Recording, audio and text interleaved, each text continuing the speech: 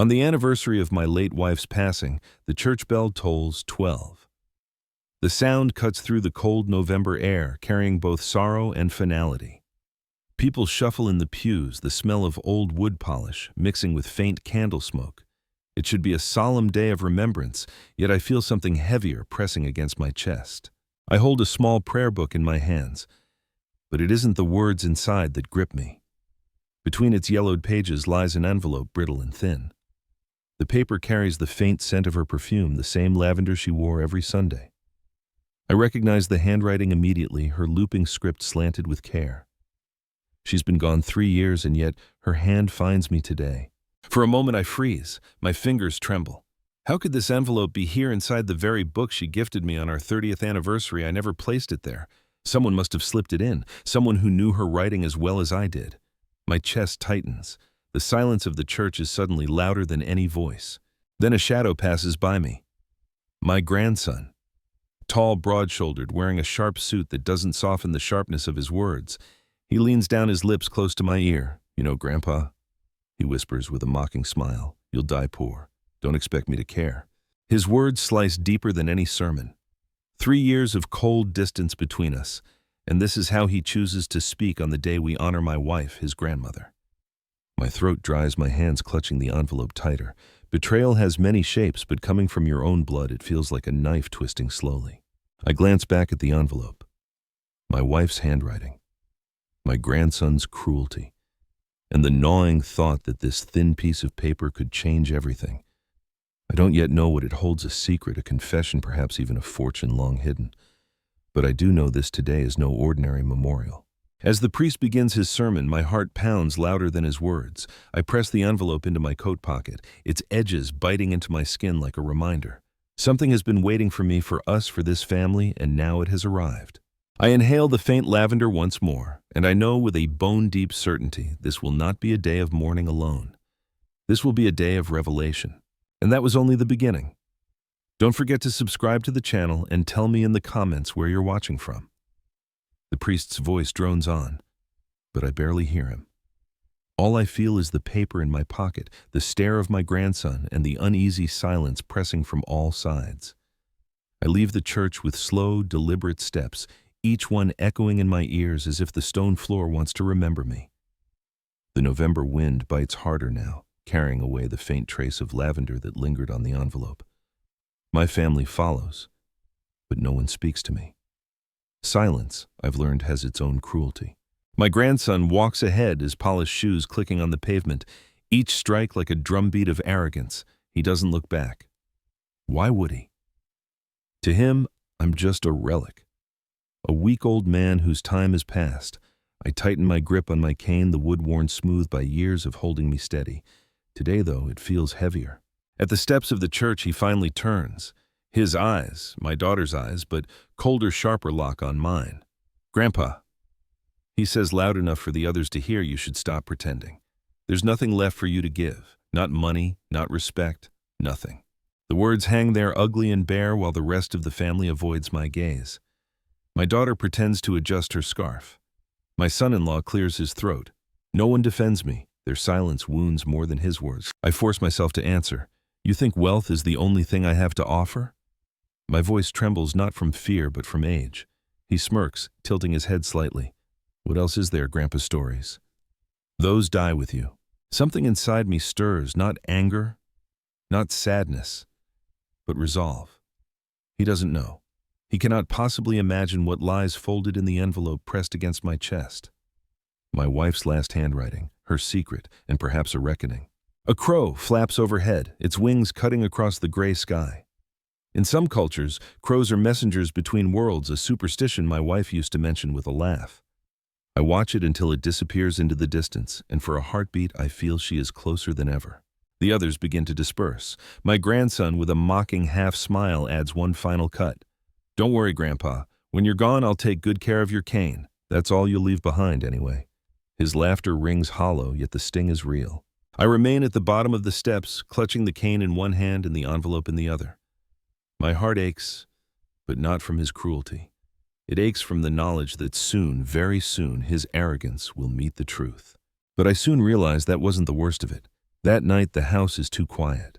The walls carry whispers of the past, and every creak of the floor feels like a memory walking beside me.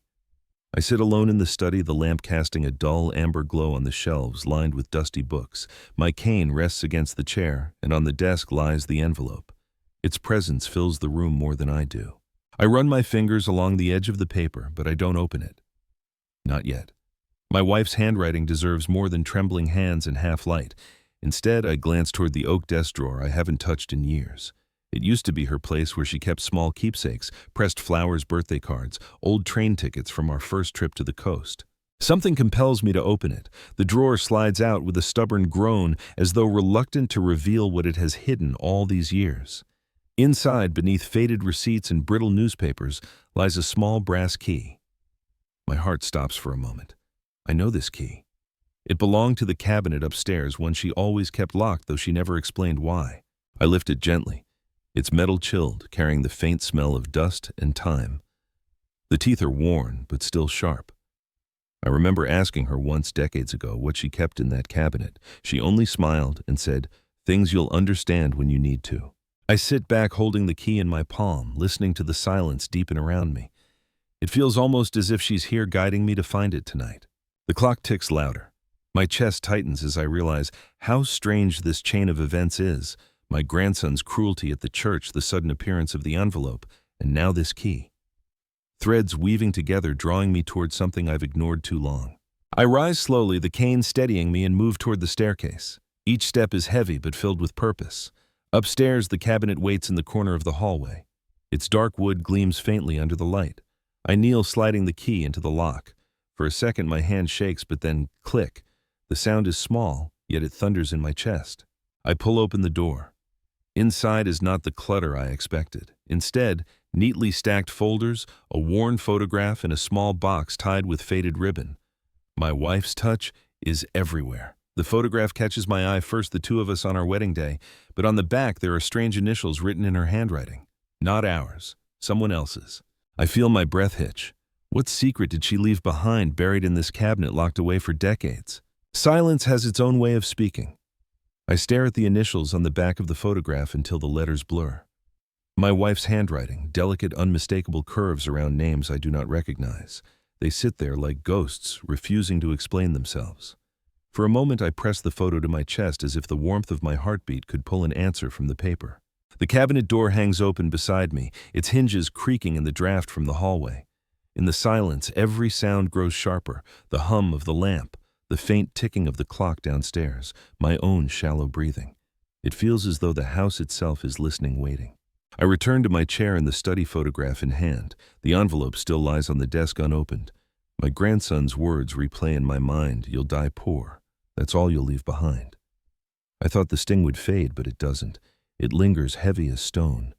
The silence of the rest of my family that day, my daughter's downcast eyes, my son-in-law's tightened jaw, that silence cut deeper than his cruelty. Once we had been a family that laughed together around a table. Now the table feels like a courtroom, and I am the accused. Their silence is the verdict. I rub the photograph between my fingers, tracing the initials again. Who were they? Why would my wife keep such a secret locked away? The thought unsettles me. I recall something my mother once said when I was a boy. Every silence carries a secret, and every secret demands its time. At the time, I thought it was just superstition, like the stories about mirrors cracking when truth was near. Now her words echo with weight. I close my eyes and the image of my grandson's smirk flashes across my mind. Arrogant, certain, cruel. He believes he knows the measure of me, the measure of what I have or lack, but he has no idea what waits in this house, in this cabinet, in this envelope. A sudden gust rattles the window. I open my eyes and look back at the envelope. The lavender scent has faded, replaced by something sharper, ink and dust. My wife's handwriting looks alive under the lamplight, as though the words inside are pressing to be freed. I hesitate. My heart warns me once I open it, I cannot return to ignorance. But ignorance has already left me. Betrayal has already entered my house.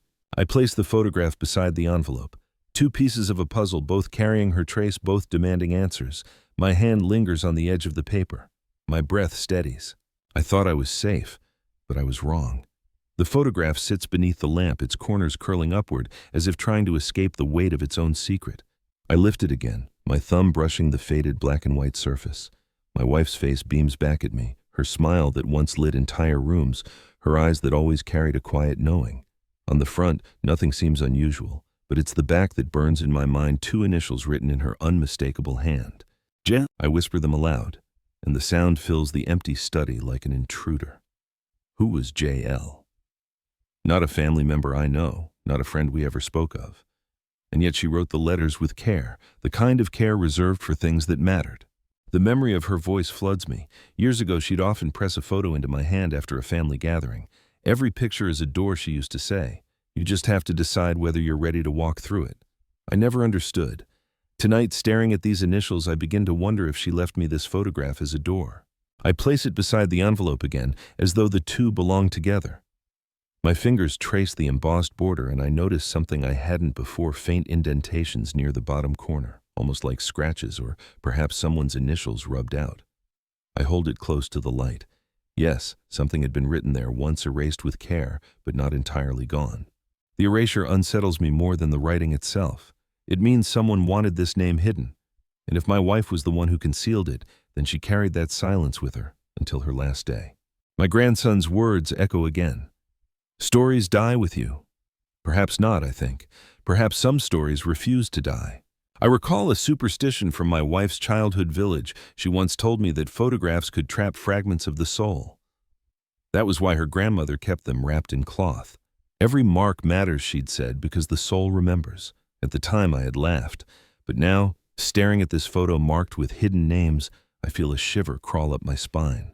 I slide the photograph back into its yellowing sleeve, but the initials stay branded in my mind. J.L. Who could that be? A friend? An enemy?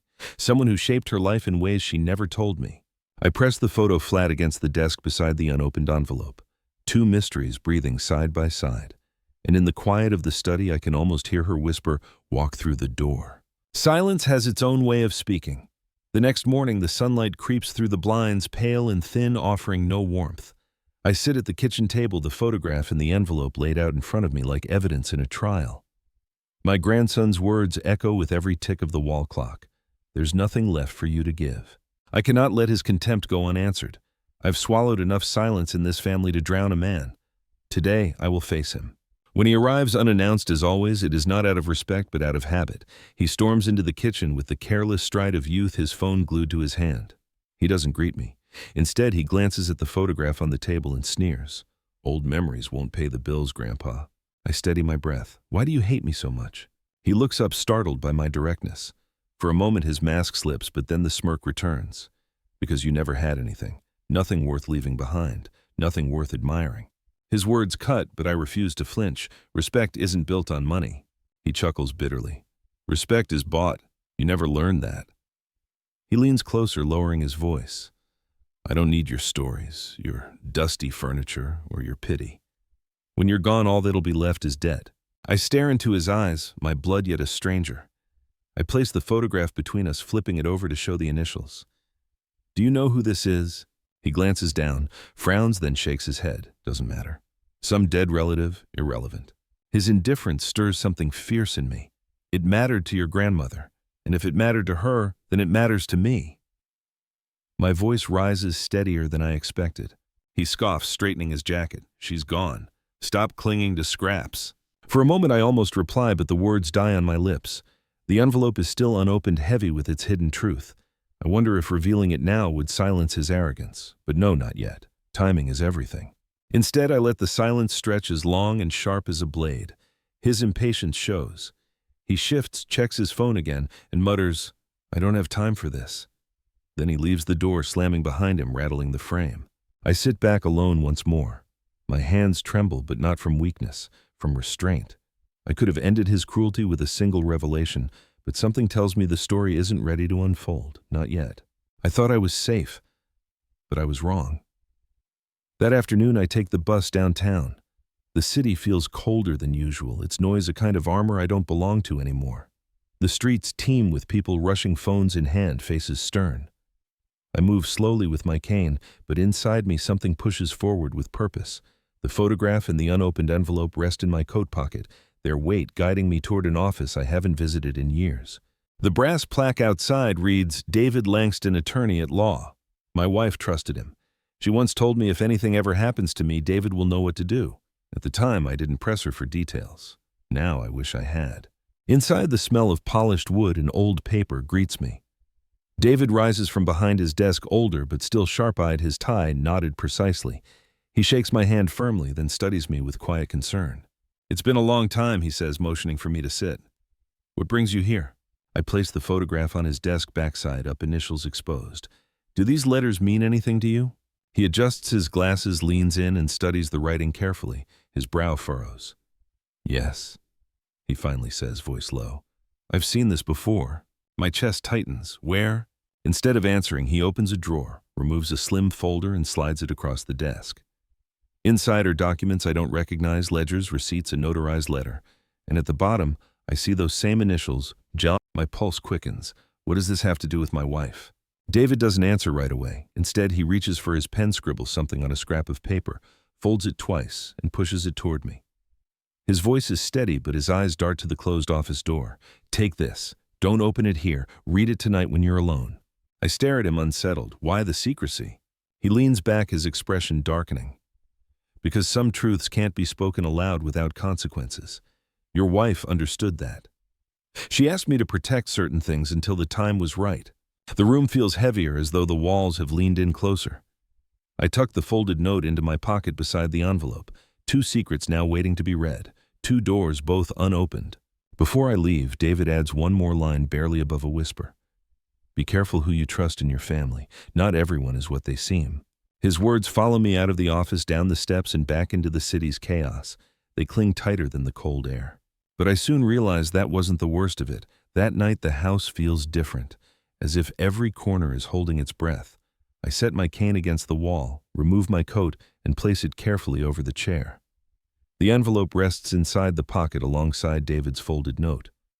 2 secrets pressing together, waiting. But my eyes drift upward toward the attic. For years, I've avoided it.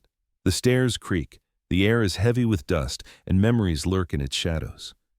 My wife used to go up there often, carrying boxes in and out. When I asked what she was storing, she'd smile faintly and say, just old things that don't matter anymore. But I never believed her. The photograph and the initials have cracked something open inside me. Tonight, the attic is no longer just an attic. It is a chamber of answers. I climb the narrow steps slowly, each footfall groaning under my weight. A cobweb brushes my face. My chest tightens with both exertion and dread. At the top, I fumble for the dangling cord. The bulb flickers to life, throwing weak yellow light into the darkness. The attic is a kingdom of forgotten objects, boxes stacked like crooked towers, old trunks, a rocking chair draped with a moth-eaten quilt, and in the far corner a large wooden trunk I haven't seen opened in decades. The brass lock still gleams faintly beneath layers of dust. I kneel carefully, my knees protesting, and run a hand across its lid. The air smells of cedar and thyme. For a moment I hesitate. My wife's laughter echoes faintly in my memory, her voice teasing, gentle, telling me some doors are best left closed. But secrets left too long become poison. I retrieve the brass key I found in the desk drawer. It fits perfectly into the lock. My hand trembles as I turn it. Click. The trunk groans, open hinges stiff from neglect. Inside, stacks of letters tied with ribbon, a faded shawl still carrying her faint lavender scent, and a slim wooden box no bigger than a shoebox. I lift the box gently. It rattles faintly. When I open it, I find papers inside. Documents, certificates, and another photograph. This one shocks me. My wife, younger, standing beside a man I do not recognize. His arm around her shoulder, his smile, confident. On the back of the photo, the same initials, JL. My breath catches. My wife smiling with another man, initials carved like an unspoken vow. The silence in the attic feels deafening. I close the trunk, clutching the photo to my chest. My cane waits by the steps, but for a moment I cannot move. The truth is heavier than the air itself. Silence has its own way of speaking. The attic's shadows stay with me long after I descend the creaking stairs. That photograph burns in my pocket, my wife young and radiant with a man whose arm fit too easily around her shoulders. JL. His smile, his presence, his claim written in ink on the back. I don't sleep. By morning my eyes ache, but my resolve hardens. My grandson's cruelty still echoes. You'll die poor. That's all you'll leave behind. Maybe he thinks he's right, but the truth lies waiting in these letters, in this envelope, in this photo. 2 weeks later comes my birthday, 75. My daughter insists on a family dinner. I know she means well, but I also know the tension simmering beneath the tablecloth. Birthdays are supposed to bring joy. Mine brings judgment. The dining room smells of roasted chicken and rosemary. Balloons sag in the corner, half-hearted decorations for a half-hearted celebration. I sit at the head of the table, the seat that once belonged to my father and before him my grandfather. But tonight, it feels less like honor and more like trial. My grandson raises his glass. For a fleeting second, I hope he might toast me. Instead, his words sting sharper than broken glass. To Grandpa, he begins, voice dripping with sarcasm. May he live long enough to finally save some money. Laughter ripples around the table, not from humor, but from discomfort. My daughter hides her face behind her napkin. My son-in-law shifts uneasily. No one speaks against him. Their silence grants him power. I grip the edge of the table. My knuckles whiten, but I force my voice calm. Respect doesn't cost money. He smirks. Respect. Respect is earned, and you've spent your life with nothing to show for it. His eyes flick to the others, daring them to disagree. No one does. I feel the photograph in my pocket, its corners sharp against my leg. I think of the envelope hidden upstairs, still unopened. I wonder if tonight is the moment to reveal everything, to place the truth on the table and let it cut through his arrogance like a blade. But I don't. Not yet. Timing is a weapon, and weapons must be used wisely. Instead, I swallow my words, letting silence fall heavy over the table. The candles flicker, the chicken cools. My grandson leans back, smug and victorious. But I know something he doesn't. My wife's secrets, preserved in lavender and ink, are still waiting. And when the moment comes, they will turn his smirk into ash. But I soon realize that wasn't the worst of it. The birthday dinner lingers in my mind like a bruise that refuses to fade. His words, his laughter, the silence of the others. It gnaws at me long after the plates are cleared and the guests are gone. That night I sit in my study once again, the lamp throwing shadows across the desk. The unopened envelope rests on one side, the photograph with the initials JL on the other. I take the photograph in my hands and study it more carefully than before. The man standing beside my wife, his suit is tailored, his posture proud. His hand rests on her shoulder with an ease that unsettles me. I trace the edges of his face, trying to recall if I've ever seen him before. Nothing. A stranger. But it's not the face that bothers me most this time. It's the handwriting on the back. I bring it closer to the light, noticing the slant of the letters, the pressure of the ink. My wife's script was always graceful, every letter curved with patience. Yet here something is different. The J is sharper, heavier, as though written by another hand imitating hers. Doubt prickles the back of my neck. Could it be possible that she didn't write this after all? I rummage through the desk drawers, pulling out old birthday cards she had written me, notes she had slipped into my coat pocket when I traveled for work. I compare them side by side. The difference is clear. The photograph's writing carries a different weight, a slight unevenness she never had. If not her, then who? My mind races. Perhaps someone wanted me to believe she had written it. But why? Who gains from planting doubt in a dead woman's memory? I recall David the lawyer, his warning. Be careful who you trust in your family. His voice lingers like smoke. Did he know more than he told me? I lean back in my chair, exhaustion pulling at my bones, but my mind refuses to rest. A quirky detail from an old book I once read surfaces. Forensic analysts can sometimes identify handwriting not just by the stroke, but by the rhythm of the pen, the pauses and hesitations invisible to the eye. My wife's handwriting always flowed like a river. This one stops and starts jagged.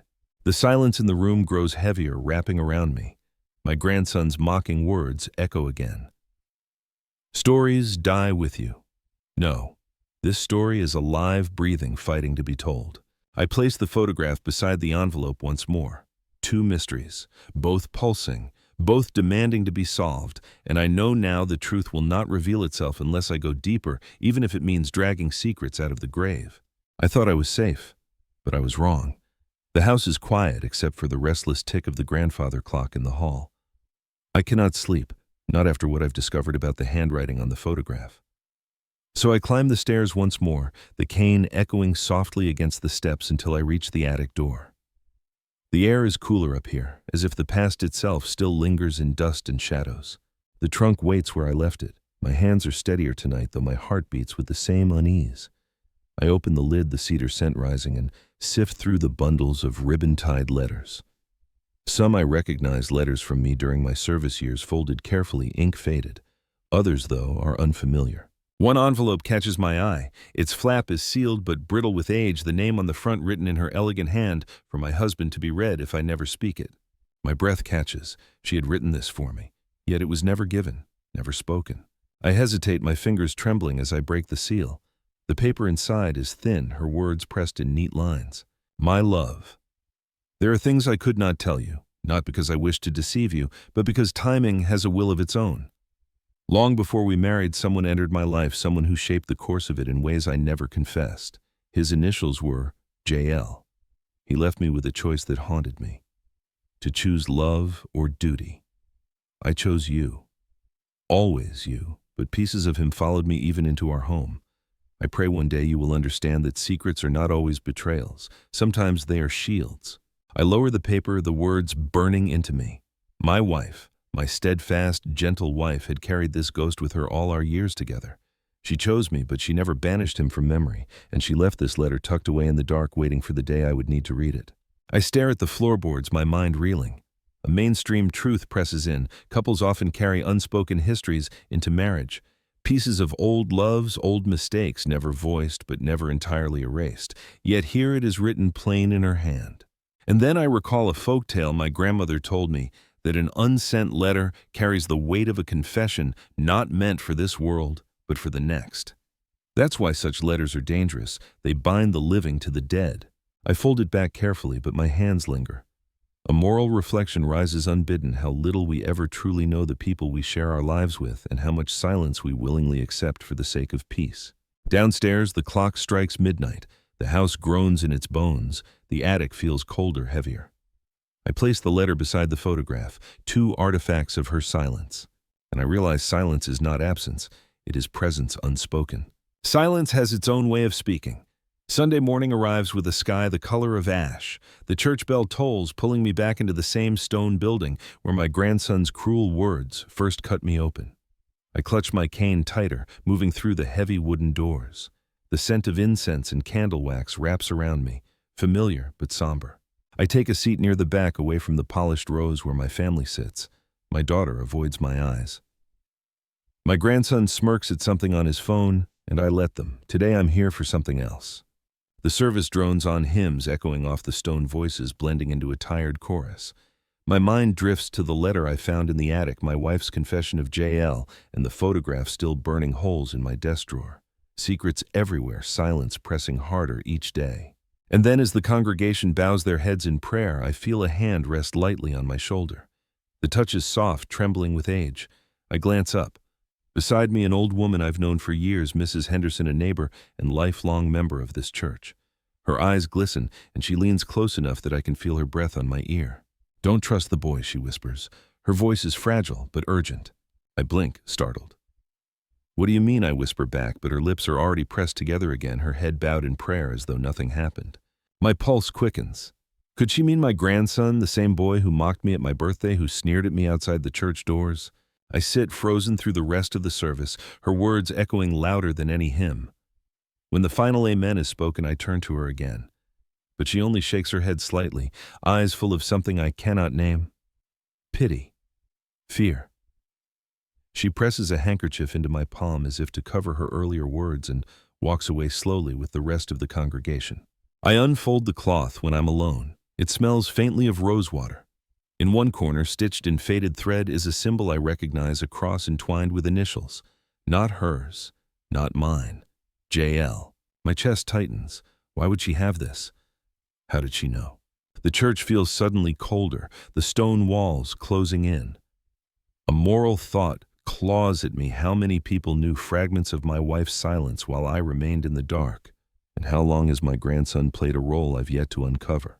I step outside into the chill, the handkerchief clenched in my fist. My cane presses against the cobblestones, each strike echoing with doubt. I thought I was safe, but I was wrong. The following Friday, my daughter insists on hosting dinner. She says it is to bring the family together, but I know better. These dinners have become stages where silence plays louder than truth and cruelty masks itself as casual conversation. Still I go because absence would only grant my grandson more power. The dining room smells of roasted lamb and garlic. The table is set neatly, the silver polished, the wine glass is already filled. I take my seat at the far end, the cane resting at my side. My daughter flutters between the kitchen and the table, pretending everything is normal. My son-in-law buries himself in his glass, sipping too often. And then, as if on cue, my grandson makes his entrance. His suit is sharp, his smile sharper. He sits directly across from me, leaning back in his chair with the arrogance of youth and the entitlement of someone who thinks the world owes him. Dinner begins quietly, the clink of forks against china, my daughter's polite questions about weather and work. But tension simmers like an unseen flame under the table. Halfway through the meal, he strikes. "Grandpa," he says suddenly, his voice loud enough to silence the cutlery. "You know what I've been wondering? Why do you even come to these dinners? You don't contribute anything. You just sit there watching, waiting. Like a ghost that doesn't know it's dead." The words cut through the room. My daughter freezes her fork, trembling in her hand. My son-in-law coughs into his napkin. No one speaks. Their silence again is his permission. I swallow hard, staring at him. Respect for your elders used to mean something. He laughs. Respect isn't automatic. You have to earn it, and you haven't. He gestures to my cane, my thinning hair, my worn jacket. What did you ever build? What will you ever leave behind? Nothing. I feel the envelope in my pocket, still unopened, pressing against my side like a weapon I dare not draw yet. I think of the photograph upstairs of JL, of the whispered warning in church. All of it swirls inside me, but I hold it back. Timing. Timing is everything. Be careful with your words, I say quietly. My voice trembles, but not with weakness. With control. He leans forward, smirking. "Why? What will you do, Grandpa? Tell us another one of your stories." Stories don't feed us. Stories don't pay for this dinner. Stories die with you. The silence that follows is unbearable. My daughter stares at her plate, her knuckles white around the fork. My son-in-law clears his throat again, but says nothing. The clock ticks on the wall, each second hammering the truth they will not defend me. I let the silence stretch until even he grows uneasy.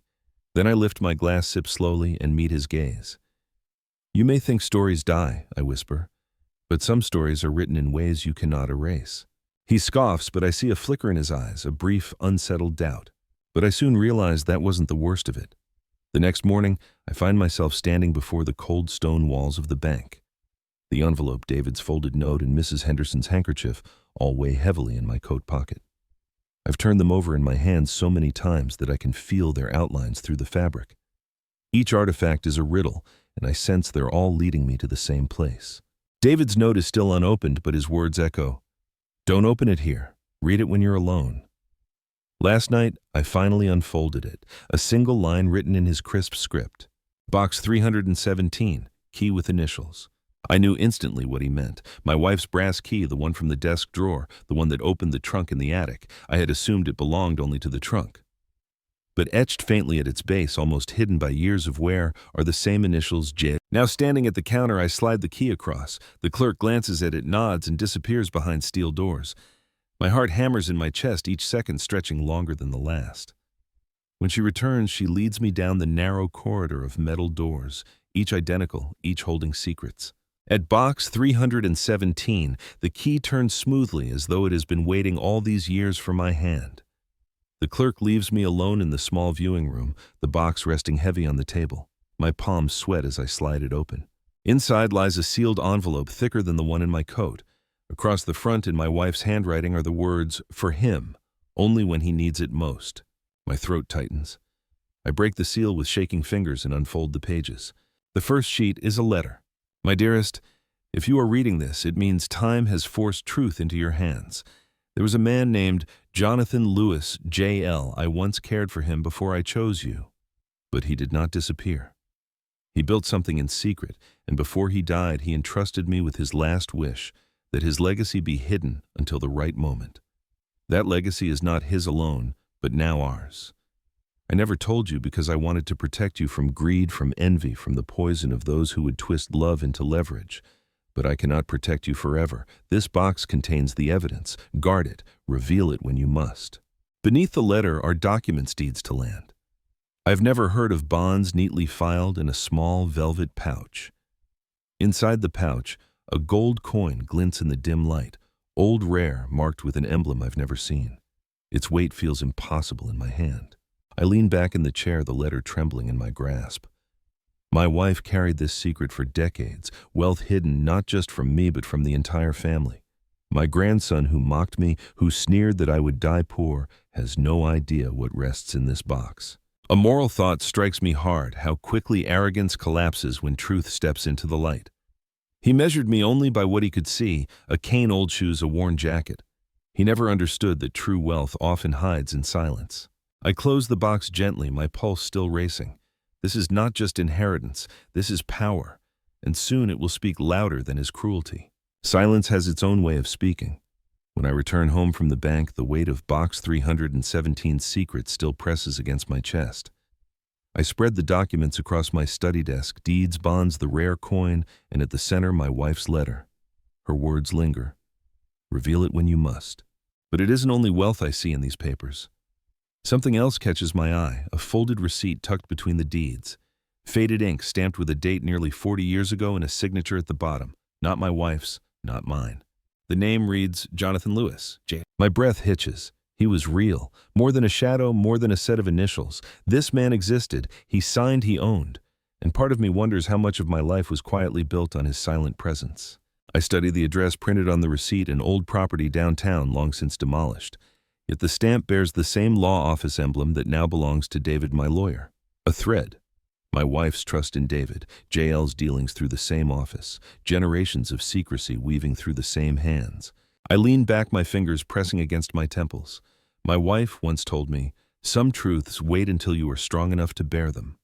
Was this what she meant? That one day I would have to face not only betrayal, but the strange intertwining of lives I never knew existed. I think of my grandson, so eager to humiliate me, so certain of my worthlessness. If he knew that I sit here surrounded by documents worth more than he could dream, his arrogance would collapse in an instant. But power revealed too early is wasted. I must wait. A peculiar memory surfaces then. Years ago at a family reunion, my wife had slipped away for nearly an hour. When she returned, her shawl smelled faintly of cedar and tobacco, a smell I never recognized. Could that have been a meeting tied to JL's hidden legacy? Had she been tending to these secrets even while life went on around us? I press the receipt flat on the desk. Faded though it is, the handwriting scrawled at the bottom corner strikes me. A note barely visible. For him, not for them. My heart pounds. Him, me. My wife left everything with the clear intent that it should pass to me and not to the others. Not to my daughter. Certainly not to my grandson. The silence in the room grows thick, as though she herself is here reminding me to hold steady, to guard what she entrusted. But I soon realize that wasn't the worst of it. The next family gathering arrives sooner than I expect. My daughter insists again, though I suspect it is my grandson pulling the strings. Perhaps he enjoys these staged arenas where he can chip away at me in front of others. This time I come prepared, not with confrontation, but with resolve. The documents and letter remain hidden in my study drawer, waiting like silent soldiers. The evening begins with strained politeness. Roast beef on the table, glasses filled, forced laughter from my son-in-law. But my grandson wastes no time. He leans back in his chair, eyes glittering with arrogance. "Grandpa," he says loudly, "I was thinking maybe it's time you moved out of that house. You can't manage it. Sell it. Give the money to Mom, or me. It's not like you'll need it much longer."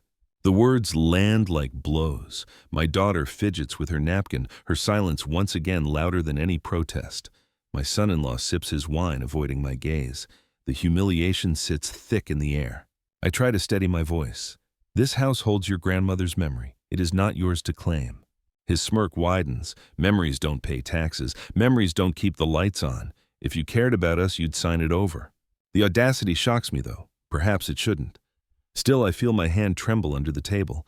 Anger rises in me like fire through dry wood. My cane rattles as I grip it tighter.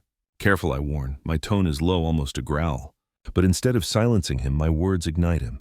He slams his fist on the table, the glasses rattling. "Don't lecture me, old man. You've given us nothing. You are nothing. When you're gone, there'll be nothing left but dust."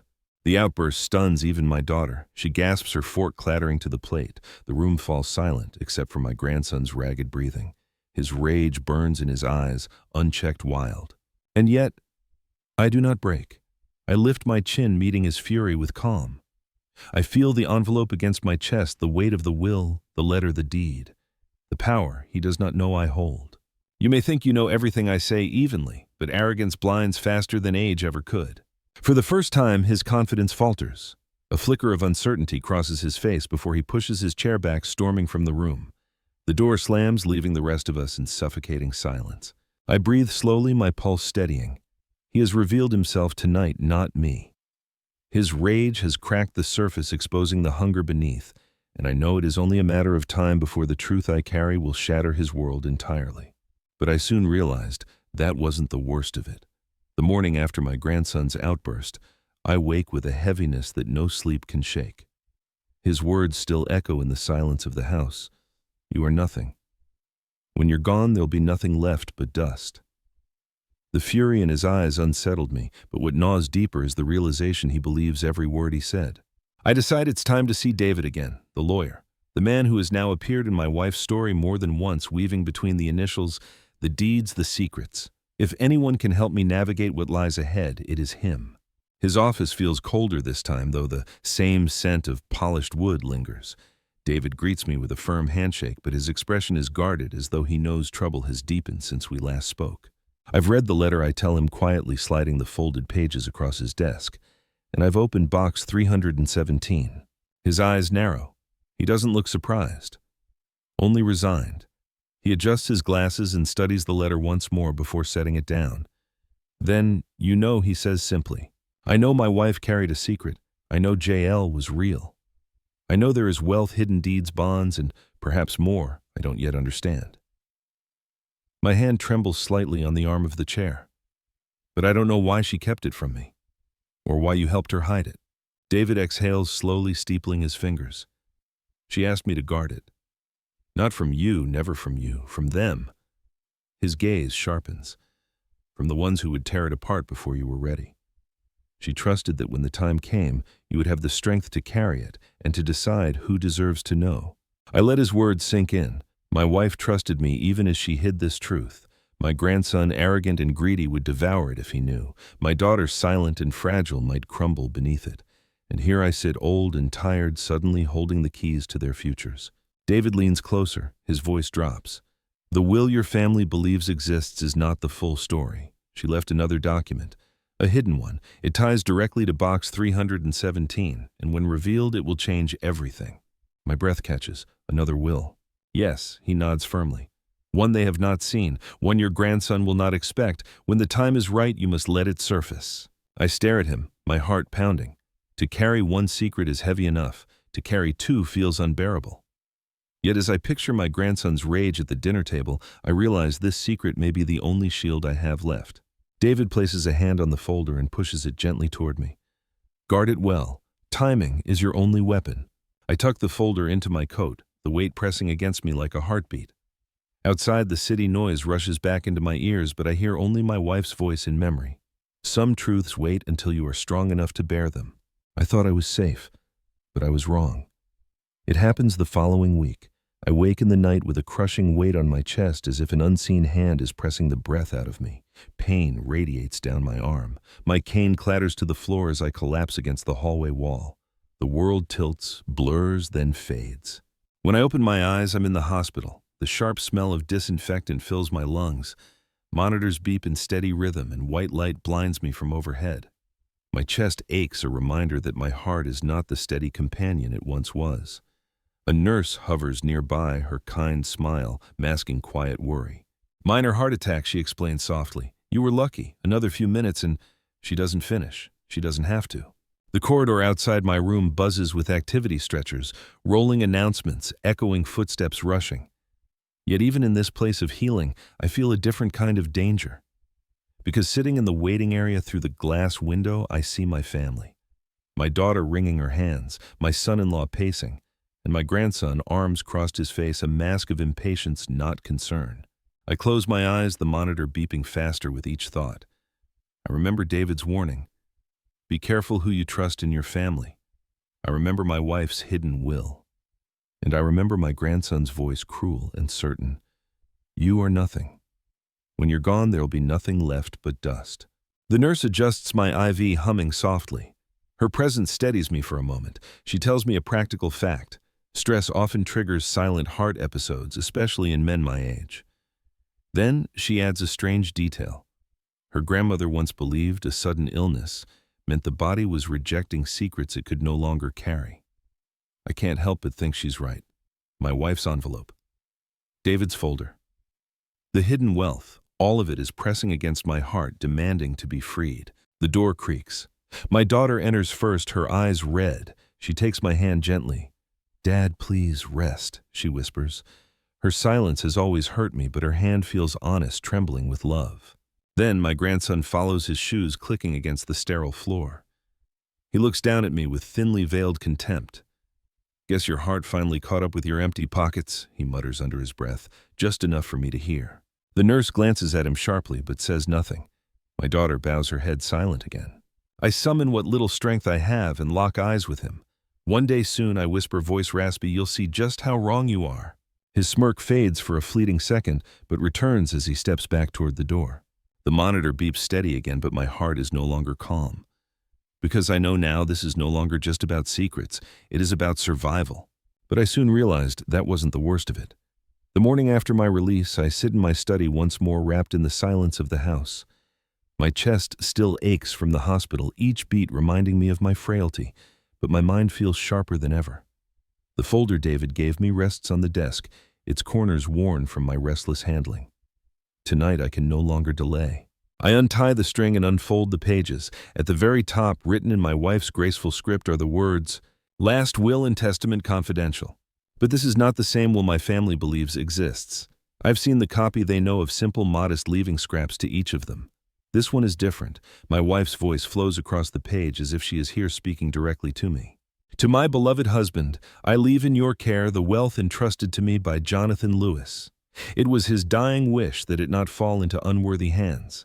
I have hidden it, not out of shame, but out of love, to protect you from envy and protect our family from their own greed. When the time comes, you will know who deserves to inherit and who does not." My throat tightens. Tears blur the ink. She had always trusted me even when she could not tell me everything. I turn to the second page. My pulse quickens as I read. "If my husband survives me, he alone shall hold full authority over these assets until his death. If my grandson shows humility, he may share in it. If he shows arrogance, he shall receive nothing." The words blaze in my chest. My wife foresaw this, the arrogance, the cruelty, the greed. She named it before it ever bloomed. I sink back into the chair, the weight of her foresight pressing against me. A mainstream truth hits me. Inheritance battles tear families apart every day, dragging them into courts, bleeding them of both money and love. But here she tried to stop it before it began weaving morality into law. And I recall a folk detail she once shared in her village. They believed writing someone's name into a will was like binding their soul to judgment. To be included meant blessing. To be excluded meant curse. I can almost hear her whisper, "Choose carefully, for the paper remembers." I fold the will back into the folder, my hand steady despite my trembling heart. The choice is now mine, to reveal it, to guard it, to let it strike like lightning when the moment is right. Down the hall, a floorboard creaks too heavy for the house to make on its own. My blood runs cold. I turn, and for a moment I swear I see a shadow retreat past the study door. Did someone hear? Silence has its own way of speaking. 2 days later, I call for a family gathering in the living room. My chest still aches, but tonight I feel stronger than I have in years. The documents are neatly tucked into a leather folder on the coffee table before me. The air is thick. My daughter avoids my gaze, my son-in-law nurses a drink, and my grandson sits sprawled in the armchair like a king waiting to be served. He smirks, tapping his phone screen. "What's this about, Grandpa, another story?" His tone drips with contempt. I breathe deeply, steadying myself. "It's time you all hear the truth," he chuckles. "The truth? You mean an excuse for why you've left us nothing?" I don't answer. Instead, I open the folder slowly, deliberately, letting the silence hang heavy. The first page, my wife's hidden, will catches the light. My grandson leans forward, the smirk faltering as he notices her handwriting. I begin to read aloud. My voice, though worn, carries strength. "If my husband survives me, he alone shall hold full authority over these assets until his death. If my grandson shows humility, he may share in it. If he shows arrogance, he shall receive nothing." The words crash into the room like thunder. My daughter gasps, her hand flying to her mouth. My son-in-law sets down his glass with a clatter. My grandson's face drains of color. What is this?" he stammers. "Your grandmother's true will," I reply, holding his gaze. "The one none of you knew existed, the one that judged you before you judged me." He rises suddenly, knocking the armchair back. His voice cracks with fury. "This is a lie. She would never." I slam my cane against the floor, the sound silencing the room. She wrote it with her own hand, and she knew exactly what you would become. For the first time, his arrogance crumbles. His face reddens, his lips tremble. He looks to his mother for support, but she cannot meet his eyes. He looks to his father, but finds only silence. The collapse is complete. The boy who mocked me, who spat that I was nothing, stands stripped of his certainty. His anger boils, but it cannot hide his fear of being left with nothing, fear of the truth that even the grave cannot silence. I lean back, the folder still open, the will displayed like a verdict. "Respect is not bought," I say quietly. "It is earned. And tonight you have lost it." The room holds its breath. My grandson lowers his head, his fists clenched but powerless. For once he cannot speak. But I soon realized that wasn't the worst of it. The living room still hums with the echo of my words. My grandson stands rigid, his jaw tight, his fists trembling at his sides. My daughter sits frozen on the sofa, her eyes wide, darting between me and her son, as though torn between loyalty and shame. My son-in-law says nothing, his silence thick with self-interest, his drink untouched on the table. I close the folder gently and rest my hand on it. The truth is no longer hidden. Your grandmother's voice has spoken even from the grave. My grandson breaks first. "This is ridiculous," he spits, though his voice wavers. "She was old. She didn't know what she was doing. You probably forged this." The accusation burns, but I meet his gaze without flinching. "Your arrogance blinds you, boy. You think you can shout down the truth? Paper does not lie. Ink does not fade. She saw you clearly long before you saw yourself." He glares at me, but for the first time there is fear behind his fury. He storms toward the door, muttering, "I'll contest this. I'll take it to court." "Then you'll only prove her right," I reply, my voice low, steady. The door slams. His footsteps echo down the hallway, leaving the three of us in the heavy silence he's left behind. My daughter finally speaks, her voice trembling. "Dad, why didn't she tell us? Why didn't you tell us?" I sigh, the weight of decades pressing into my shoulders, because secrets guard us until we are ready to face them. "Your mother wanted to protect you from greed. She trusted me to reveal it only when the time was right." Her eyes glisten. "And now the time has come," I whisper.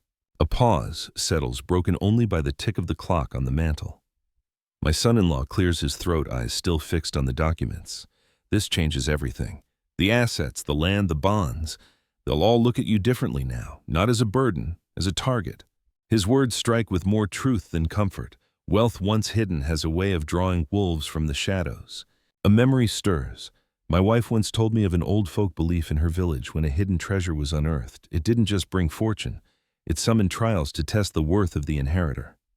I never gave it much thought, but tonight as I see the hunger in my son-in-law's eyes and the fear in my daughter's, I wonder if the trial has only just begun. I lean back in my chair, the will safe beneath my hand. My grandson's arrogance has collapsed, but the aftermath is far from over. Greed spreads like fire, and I know the flames will not stop here. Silence has its own way of speaking. The night stretches long after my grandson storms out. My daughter retires early, her face pale, her steps unsteady. My son-in-law lingers in the kitchen, pacing like a man with too many thoughts and too few words. I sit alone in the study, the folder with my wife's hidden will resting in my lap. The house feels different now, as if it knows the truth has been spoken aloud. Shadows lengthen across the floorboards, and every creak feels like a whisper. My heart beats heavy, reminding me of the hospital corridor of mortality pressing closer each day. Then, near midnight, I hear footsteps. Slow, hesitant. My daughter appears in the doorway, her eyes rimmed red. She closes the door behind her and approaches me, her voice trembling. "Dad, there's something I need to tell you." I gesture for her to sit. She does, wringing her hands. For a moment she cannot meet my gaze. Finally she exhales. "I knew about him, about JL." The words slice through me. I grip the folder tighter. "You knew?" She nods weakly. "Mom told me once years ago. Not everything. Just that he was part of her past, someone who left her with obligations. She made me promise never to speak of it. I thought it was just a story, something harmless. Tears pool in her eyes, but when I saw the initials on that photograph, I realized it wasn't. I leaned back, the weight of her confession pressing against the silence. My daughter, silent all these years, carried this secret too. "Why didn't you tell me?" My voice cracks. "Because she begged me not to," she whispers. "She said it would hurt you, that you wouldn't understand." Her words sting. All these years, I thought I was the one she trusted most. Yet she turned to our daughter, binding her into the web of silence. I close my eyes, remembering my wife's letter. Secrets are not always betrayals. Sometimes they are shields. Perhaps she was shielding me, or perhaps she was shielding herself. My daughter grips my hand suddenly, her tears spilling. "Dad, I'm sorry. I should have said something, especially after how her voice breaks after how my son treats you. You didn't deserve this." Her hand trembles in mine. For a long moment we sit in silence, father and daughter, bound by a confession too heavy for words. I think of an old superstition I once heard: a confession given at night binds itself to the listener's soul, never to be forgotten. Tonight I feel its truth. Her words will stay with me until the end. I release her hand gently. "The past cannot be changed," I murmur. "But what we do with it now, that is still ours to decide." She nods, wiping her eyes, and rises to leave. The door closes softly behind her, leaving me with the echo of her confession. But I soon realized that wasn't the worst of it. The house is quiet again, but it feels lighter somehow after my daughter's confession. For the first time in weeks, silence does not weigh as heavily on my chest. Instead, it wraps around me like an old coat, worn, imperfect, but familiar. I sit by the window, the morning light spilling across the study. The folder lies open on my lap. The will and the letters spread before me. My wife's handwriting, graceful and unshaken, stares back like a bridge between past and present. I trace the letters with my finger, whispering her name softly. For years I feared secrets meant betrayal, but now I begin to understand her words. Secrets are not always betrayals. Sometimes they are shields. She shielded me from envy. She shielded our daughter from shame. She even shielded our arrogant grandson from himself, giving him one last chance to show humility, though he failed. I think of her laughter, her lavender perfume, the way she used to hum when folding laundry. I remember her warning me once, "Don't let bitterness rot your heart. Forgive where you can, or the weight will bury you." At the time I brushed it aside. Now her voice returns, tender and insistent. A fact comes to mind. Psychologists say unresolved family conflict can shorten a person's life, even weaken the heart. Perhaps that explains my hospital visit, the way my chest has carried this ache for so long. But there's also a folk belief my wife once told me: if you make peace with your dead before your own death, your spirit walks lighter into the next world. I close my eyes and let both truths rest side by side. The photograph of her and JL lies on the desk. For the first time, I do not feel anger looking at it. Instead, I see a younger version of her before me, before us, carrying her own choices and mistakes. She chose me in the end. That choice lasted decades. That choice built our family, even if cracks now run through it. I breathe deeply. Forgiveness is not easy, but it is possible. And tonight, I choose it. I whisper to the quiet room, "I forgive you. For what you carried. For what you could not say. For trusting me too late, but trusting me still."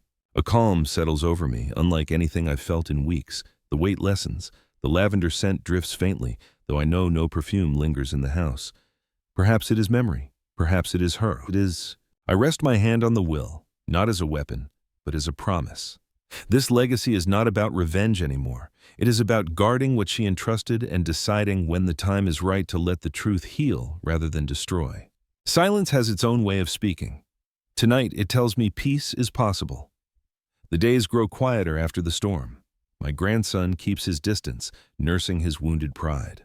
My daughter visits more often, her silence replaced by hesitant words, small bridges across years of distance.